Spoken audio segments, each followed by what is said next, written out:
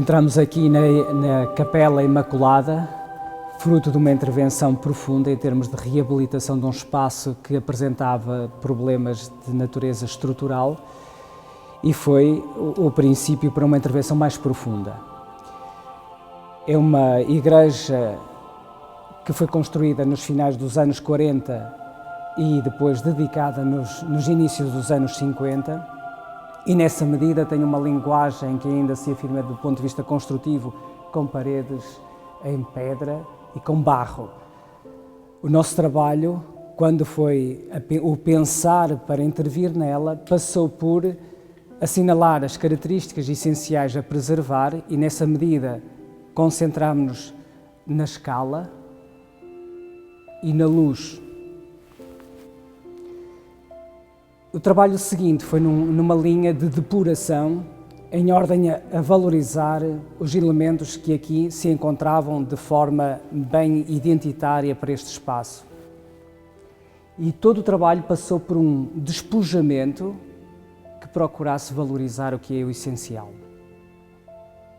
Quem entra nesta porta aqui assim, a porta principal, encontra-se logo em algo que foi construído de novo, nesta floresta. Esta ideia de floresta é belíssima porque ela já existe na Capela Árvore da Vida e é sempre um tema que se liga à construção da igreja.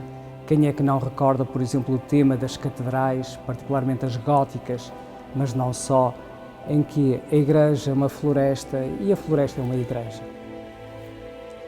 Nesse contexto, quem entra deixa-se imediatamente surpreender por um conjunto de questões que só com o tempo poderá obter alguma resposta, num trabalho em que a Igreja exige da nossa parte na linha de procurar o seu sentido mais profundo. Estes dias atrás, num contexto de uma visita, partilho isto porque parece-me interessante, de pessoas adultas, alguém perguntava o que é que este espaço, imediatamente atravessado à porta, fazia sugerir sem qualquer outro tipo de palavras. Algumas pessoas sugeriam que o espaço era estranho. Há uma, de quem talvez menos se esperava, que vinha na viagem de comboio para Braga a ler uma crónica, um artigo, sobre uma exposição do Alberto Carneiro, que trabalha, como saberão, com muitos elementos arbóreos, como pedaços, ramos de árvores, aqui de Santo Tirso, e diz ele: aquilo que eu aqui estou a ler, vejo perfeitamente neste espaço. Entro aqui e isto parece-me um bosque onde são possíveis todos os sonhos. Este trabalho só foi possível na medida em que nós, equipa de trabalho, interpretamos esta construção como um reabrir das portas ou dos portais da esperança. E encarnamos este trabalho como quem trabalha um ato, um gesto de fé na novidade do Evangelho de Jesus. Um dos elementos cuja profundidade se nota na medida em que damos tempo à descoberta é este pilar de pedra, uma pedra única com quase 5 toneladas, pedra da região, no caso aqui de perto de Guimarães, uma pedreira de Guimarães, que é o pé do altar da capela cheia de graça, esta capela de madeira, que sobe e vai abrir, aflorar na parte superior. Pedra forte, oferecida pela natureza e ligeiramente intervencionada pelo artista, no caso Asbjørn Andersen. Neste elemento aqui, em mármore, proveniente da outra capela anterior, sublinha uma dimensão que nós hoje encontramos a necessitar com urgência de ser promovida. É a escuta. O Asbjørn chama a este elemento um Shema. Escuta, Israel, como Deus começa o diálogo com o seu povo. partindo de um artista e escritor finlandês, Juhani Pallasmaa, ele diz que hoje os nossos ouvidos foram cegos e nós não temos capacidade de ver a serenidade no espaço. Daí ele sublinhar esta dimensão da orelha, como veem, e de uma flor que será aflorada aqui. De tal maneira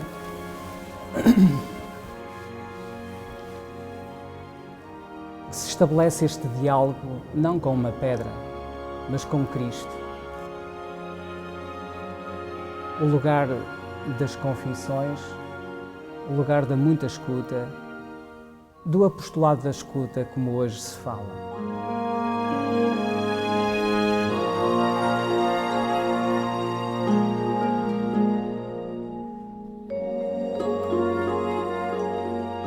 Uma das obras de arte que tem surpreendido muitas pessoas e que as desafia para um trabalho da sensibilidade e da devoção e para uma outra maneira de participação litúrgica, esta escultura de Nossa Senhora da Humildade.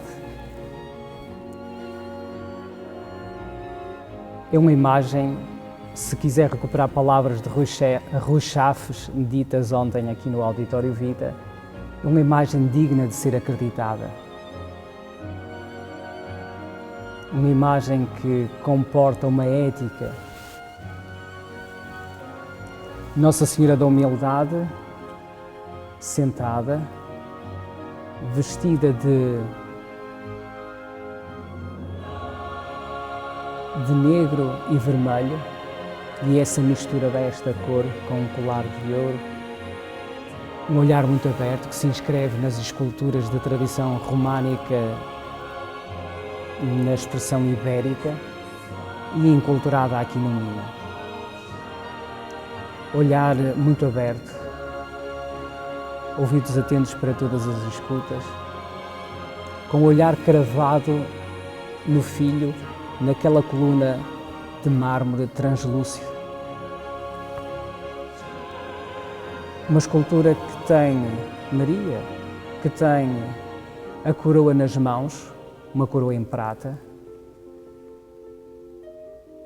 em constante diálogo connosco.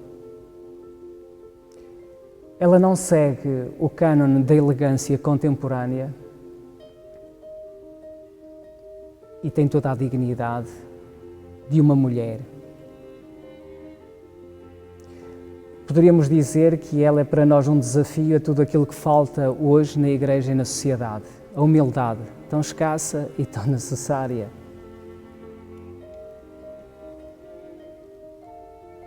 Que desafio é este de colocar nas mãos da Senhora a coroa de Rainha? Será que Maria para nós, o que significa isso hoje?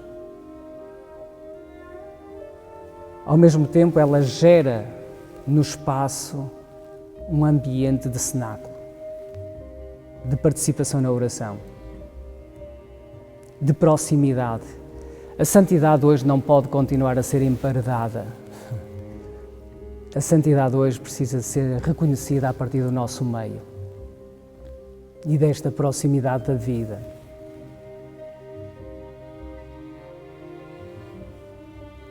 Próxima da palavra de Deus, uma das primeiras discípulas em que a palavra se cumpre nela na aceitação incondicional.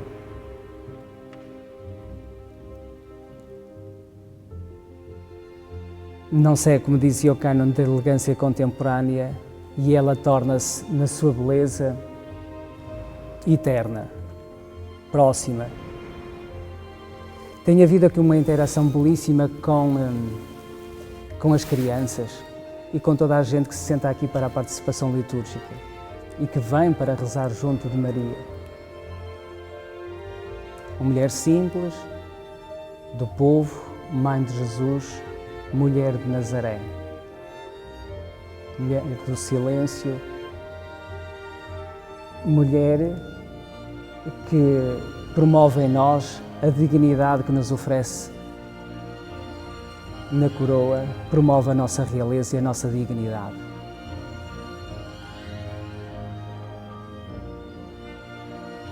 Neste momento, um conjunto de rendilheiras de Vila do Conde estão a trabalhar um manto pequenino para as suas costas, que será colocado apenas na altura das grandes festividades. Cobre os ombros, desce à frente no corpo. É uma obra que leva muito tempo a fazer para uma mulher apenas. Cerca de 6 meses para fazer uma peça aparentemente tão reduzida em termos de dimensões, mas com tanto trabalho incorporado e tanta dedicação. Está feita em madeira de tília, por aglomeração de peças, e torna-se um mosaico de madeira. Com o tempo, porque começa a abrir e aparece o trabalho da madeira.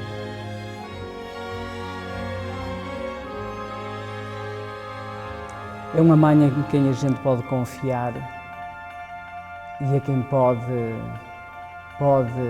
pedir e louvar a esperança da nossa vida que nos confiou a partir do seu Filho Jesus.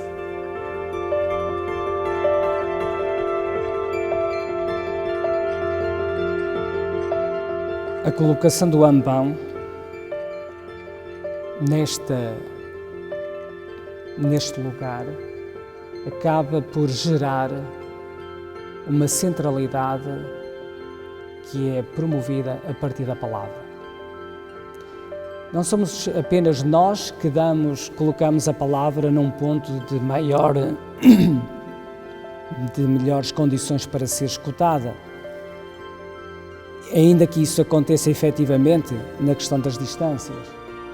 Mas é a palavra, numa linha da valorização da Sagrada Escritura, da Palavra de Deus, no contexto da Reforma do Vaticano II, que acaba por gerar a própria centralidade. Gera uma outra forma de ser igreja, da escuta.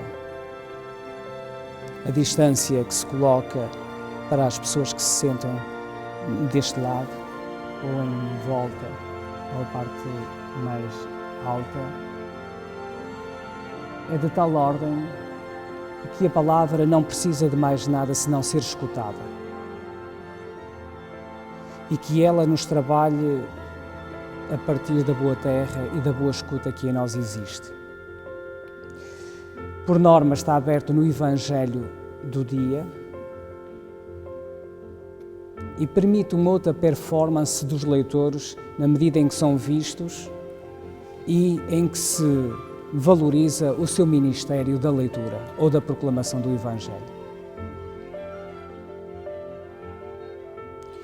Uma peça simples, em ferro, uma única folha dobrada em quinadeira e mais nada, precisão na simplicidade, valorização da palavra.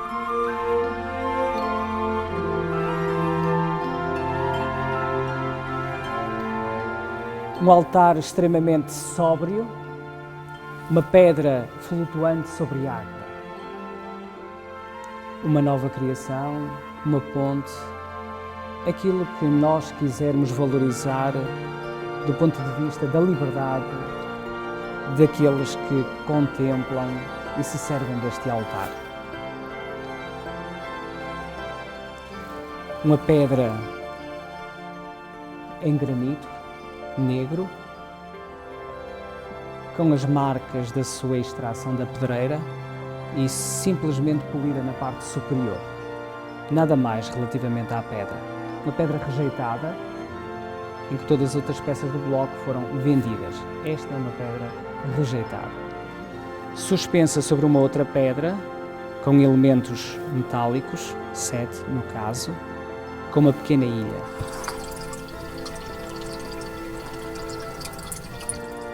Na água, o dinamismo da vida da água, que tem um circuito que não está fechado, não é água estagnada, melhor dizendo, e que faz o rumor das águas sob o altar. Naquele ponto, eles podem explorar melhor aquele som. Está no ponto mais alto desta igreja. O piso é um piso em ara Shelley, de subida. Enquanto caminhamos, estamos a subir. De tal maneira que quando chegamos aqui, estamos a 50 centímetros mais altos relativamente à entrada.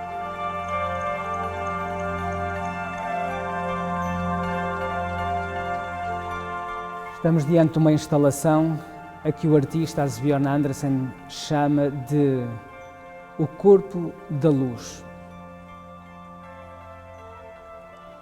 É construída por 7 lâminas de mármore português, extraído em Estremoz, ali junto à igreja de Estremoz, que garante uma transparência cuja luz atravessada põe em relevo a corporeidade da sua própria essência. Está toda suspensa, quase flutuante. Ela não toca no chão e numa linha de uma liberdade máxima. Não tem qualquer tipo de armação, a não ser estes elementos metálicos que criam o máximo de suspensão possível para esta peça. É um corpo que irrompe no espaço e é mais do que um símbolo.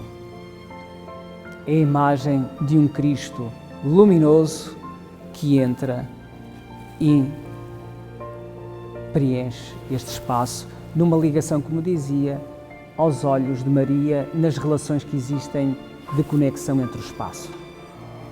Não está ainda completa, falta aqui ainda um elemento em madeira de oliveira que a seu tempo virá para este lado.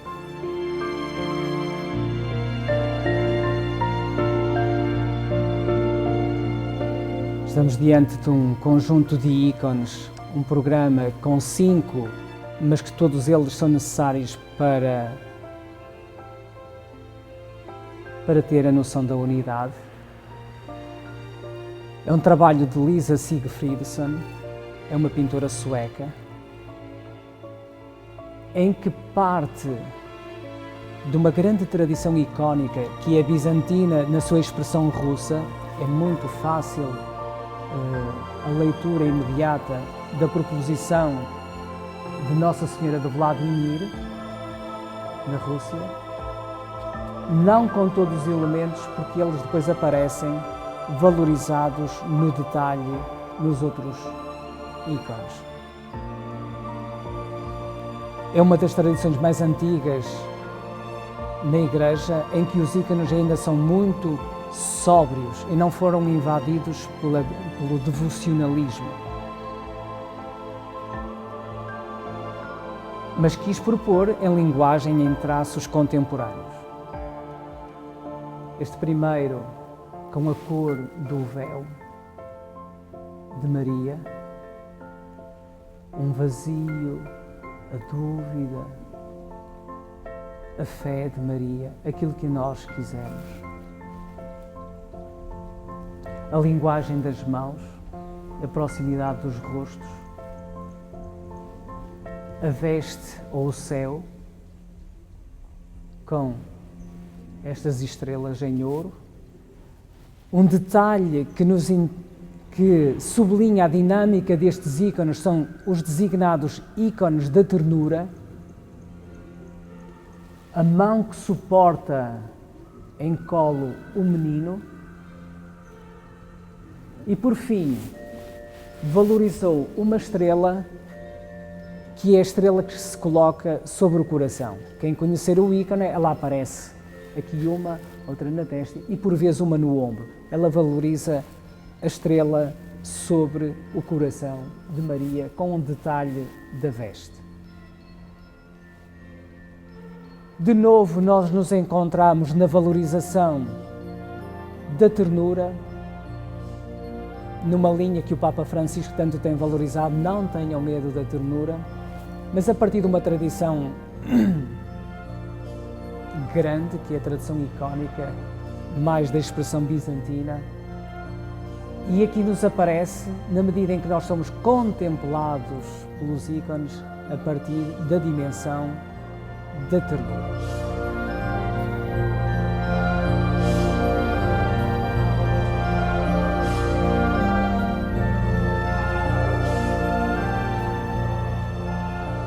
Uma das instalações mais portentosas que nos fascina e ao mesmo tempo é tremenda, esta instalação em cimento, esta abóbada suspensa que pesa mais de 130 toneladas. Está totalmente suspensa a partir do alto, com um ritmo de luz que varia numa transição das modulações da luz em função da necessidade de maior qualificação do espaço com a luz, vai diminuindo e faz uma transição entre uma maior luminosidade, a penumbra e pontos mais escuros. Foi toda construída aqui, é uma peça única. O arco de volta perfeita e que é uma forma de qualificação da luz.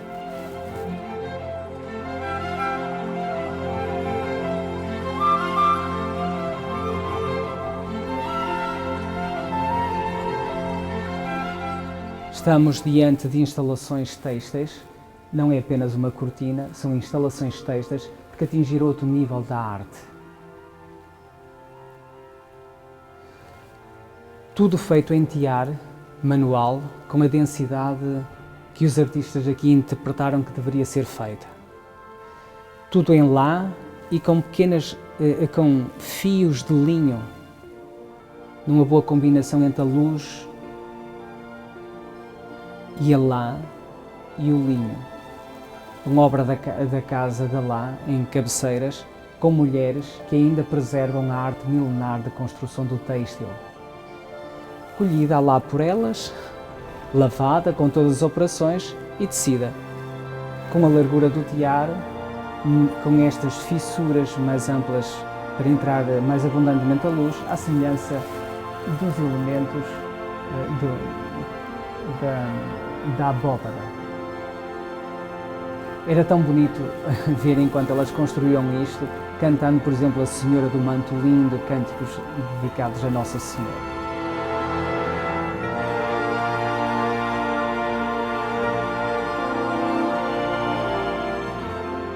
Toda esta intervenção aqui é realizada já num contexto de sequência.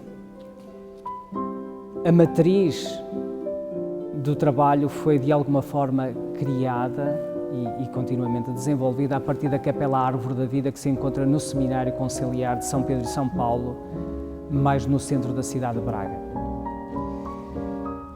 A equipa é formada pelos arquitetos Cerejeira Fontes, António e André, pelo escultor norueguês Asbjørn Andersen, por mim, que dou colaboração do ponto de vista litúrgico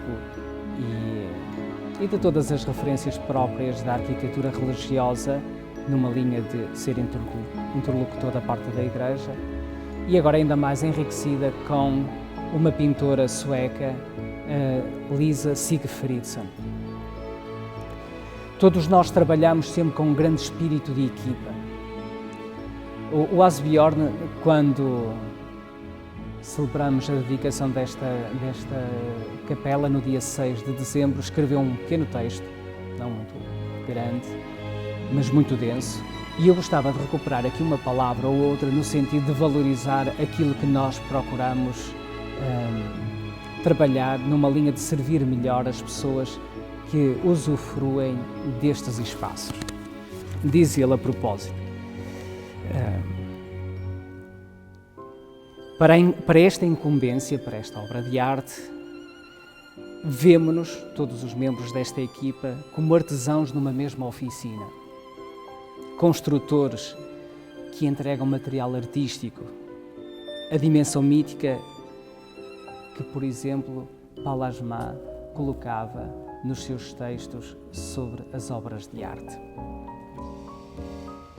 O projeto tem de ser, sem ter sido escrito, porque ainda não houve qualquer literatura de apresentação deste projeto, diz ele, é compreendido por nós da seguinte forma: construir no sentido de uma experiência que revele a espiritualidade através da beleza, tanto quanto entendemos o que beleza significa.